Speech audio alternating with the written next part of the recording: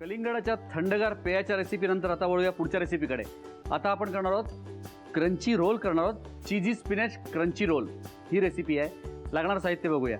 लागणारं साहित्य आहे इथे आपण स्प्रिंग रोल शीट्स घेतलेले आहेत, पालक घेतलेलं आहे, मक्याचे दाणे वाफवलेले घेतलेले आहेत, नंतर मशरूम्स आहेत, इथे क्रीम घेतलेलं आहे, बटर आहे, चीज आहे, नंतर इथे आपण घेतलेलं लसूण, चिली फ्लेक्स आहे, नंतर त्याचबरोबर इथे जायफळाची पूड घेतलेली आहे, मिक्स हर्ब्स आहे आणि मीठ आहे.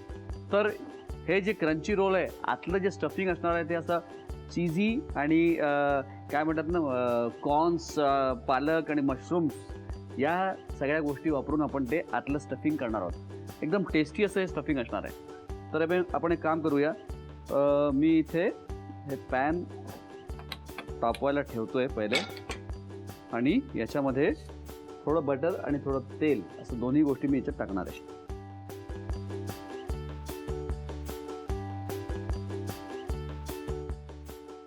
हे मक्याचे दाणे आपण वाफवून घेतलेले आहे, नंतर त्याला जरा चॉप केलेलं आहे. त्याचबरोबर पालक पण आपण उकडून घेऊन त्याला चॉप करून घेतलेलं आहे. आणि प्रोसेस चीज याच्यामध्ये आपण थोडंसं वापरणार आहोत. थोडंसं चीजी आणि असं क्रीमी असं हे त्याचं टेक्स्चर असणार आहे आतल्या जे सारणाचं.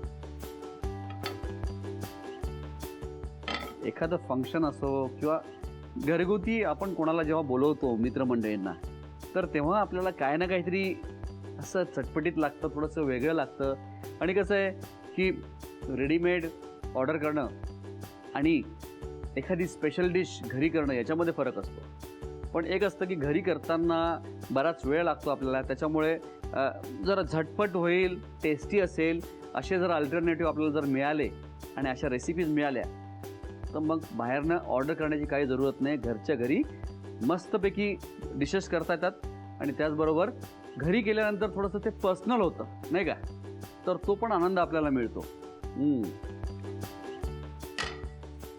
त्याच्यात जाऊ देऊया आपण थोडंसं गार्लिक आणि मशरूम्स मी मस्तपैकी बटर आणि तेलामध्ये परतून घेणार आहे पहिले.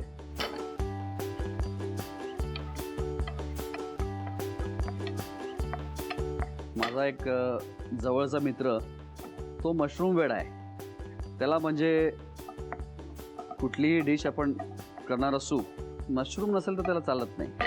मग मशरूमच्या ब्रोशेता म्हणा, मशरूमचं सूप म्हणा, मशरूमची भाजी म्हणा, कुठली इंडियन भाजी पण असते त्याला ती मशरूम मटर वगैरे अशा सगळ्या गोष्टी खूप आवडतात. कारण जेव्हा पण मी मशरूम्स एखाद्या डिशमध्ये टाकतो तेव्हा त्याची मला आठवण नेहमी येत असते नाही का. एखादी गोष्ट आपली जवळची कोणाची फेवरेट असली की आपल्याला त्याची आठवण येत राहते. आता याच्यात टाकू थोडे कॉर्न. आता याला कॉर्न टाकल्यानंतर एक 2 मिनिटं याला परतून घेतो.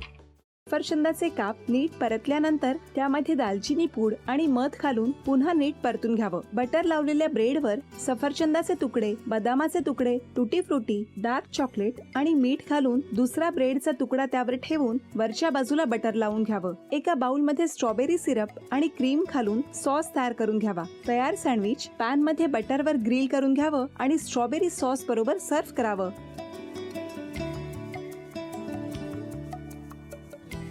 हे जेव्हा बोलत होते तेव्हा मी बघत होतो की या दोघांनी स्वतःचा संसार उभा केलाच, पण स्वतःच्या संसाराबरोबर अनेकांच्या आयुष्यात आनंद निर्माण केला.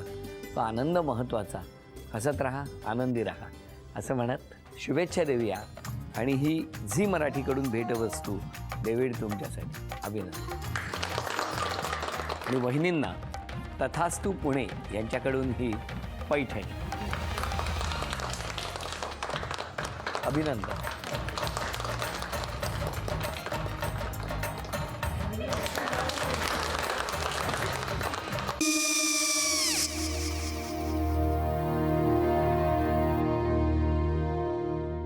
काय गो? हा काय झालं? काय झालं? काय आले, मी निकाल लावून आली. हो, पण तिची आईच काय बोलली? तिला वाटलं का सगळ्या निशाने आपल्या चुका कबूल केल्या का? आई, मी चांगलं सुनावून आली आहे. त्या तिची बाजू घेत होत्या पण मी लक्ष दिलं नाहीये. खूप झालं आता. चांगुलपणा खूप झाला. मऊ दिसलं ना की कोपऱ्याने खणतात ना माणसं, ते असं अगो पण आईच म्हणली काय तिची, पटला काय तिका? मला माहिती. आई मी तुम्हाला नंतर फोन करते. हो आणि आई बाबा जे बोलले त्याचं वाईट नका वाटून घेऊ. सॉरी. सॉरी काय त्या? नेहा आले. आई मी येते. होय. काकू येते.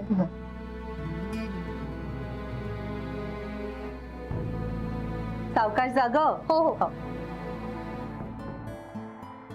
मग काय काकू, कधी उडवता लग्नाचा बार? बघूया.